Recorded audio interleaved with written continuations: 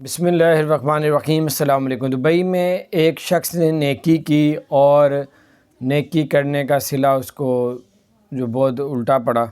یعنی ایک شخص نے دبئی میں جب ایک ایسی جگہ سے گزر رہا تھا جہاں پہ بہت سناٹا تھا، ایک شخص نے اس کو ہاتھ دیا، لفٹ دی۔ لفٹ دینا اس کو مہنگی پڑ گئی۔ جیسے اس نے لفٹ دی اور اس نے سوچا کہ یار اتنے سناٹے پہ کھڑا ہوا ہے، اس کو میری ضرورت ہے، تو اس نے اس کو لفٹ دے دی۔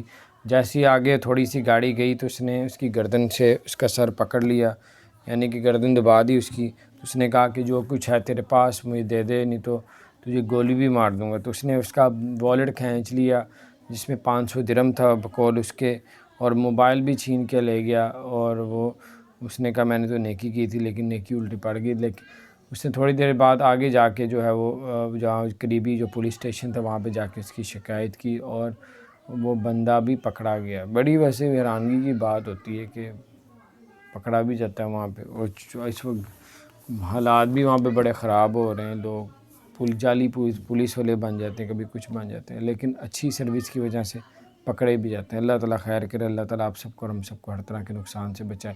اگر آپ نے ہمارے چینل کو سبسکرائب نہیں کیا، سبسکرائب کر دیں، بیل آئیکن پریس کر دیں تاکہ نہیں